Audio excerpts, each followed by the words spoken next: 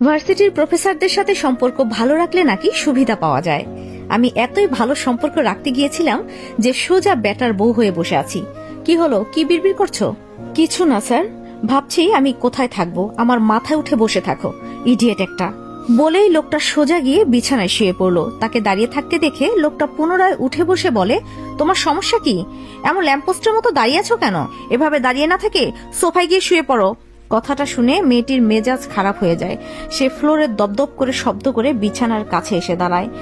এমন শব্দে লোকটা বিরক্ত হয়ে উঠে বসতেই মেয়েটি লাফিয়ে খাটে উঠে যায়। লোকটা একটু বিছানার একপাশে চলে যেতেই মেয়েটি বলে, আমি নাওরা মুনতাহা, নিজের অধিকার ভালোভাবে বুঝে নিতে পারি। বিয়ে যখন করেছেন তখন আপনার বিছানাতেও আমার জায়গা দিতেই হবে। আপনার বউ হয়ে আমি সোফায় শুতে যাব কেন?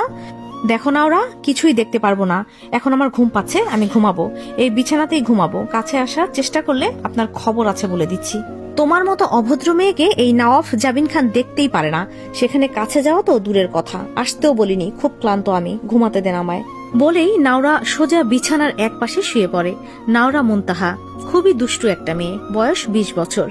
বাবা মা নেই, মামা মামির সাথে থাকে। একটা অনাকাঙ্ক্ষিত ঘটনার মাধ্যমে নাওরাফের সাথে তার বিয়ে হয়ে গেছে। তারা দুজনের কেউই এই বিয়েতে রাজি ছিল না, এক প্রকার বাধ্য হয়ে করতে হয়েছে। বেশ একটা ভাব দেখিয়ে শুয়ে পড়ল।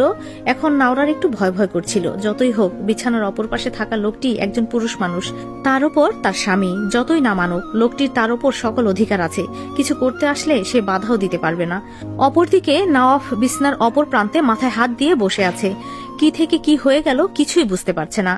এখন এই ভদ্র মেয়েটা নাকি তার ওয়াইফ, যে কিনা তার ডিপার্টমেন্টের ছাত্রী। নওয়াব জাবিন খান, বয়স 29-এর কোঠায়, ভার্সিটির প্রফেসর। নওয়াব যে ডিপার্টমেন্টের প্রফেসর, নাওরাও সেই একই ডিপার্টমেন্টের ছাত্রী। অনেক দুষ্টু একটা মেয়ে, তবে বেয়াদব না। এখনো কোনো বেয়াদবি দেখেনি নওয়াব। তবুও নাওরা মেয়েটাকে তার একদমই পছন্দ না। বেশি কথা বলে মেয়েটা, তার উপর অনেক চঞ্চল।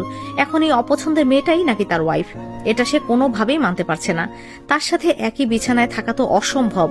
তাই নওয়াব উঠে পাশের রুমে চলে যায়। নওয়াব উঠে চলে যেতেই নাওরা উঠে বসে। এতক্ষণে শান্তি, লোকটা চলে গিয়েছে, এখন একটু আরাম করে ঘুমোতে পারবে। এমনিতেও তার ঘুমের যে অবস্থা, যে কেউ দেখলে অক্কা পাবে। সবই এমনিতে ঠিক ছিল, তবে একটা সমস্যা হয়ে গেছে। রুমে এসি অন করা, কিন্তু সে কোনো রিমোট খুঁজে পাচ্ছে না। কমাবে কিভাবে? তার উপর বিছানায় একটা কাঁথা কম্বল কিচ্ছু নেই।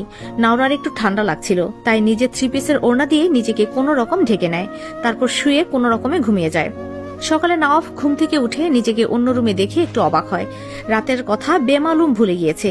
এটা স্বাভাবিক, এই ফ্ল্যাটে সে একাই থাকে, পরিবার অন্য জায়গায় থাকে। ভার্সিটির জন্য নওয়াব আলাদা ফ্ল্যাটে থাকে। নওয়াব উঠে নিজের রুমে গিয়ে হঠাৎই একটা মেয়ে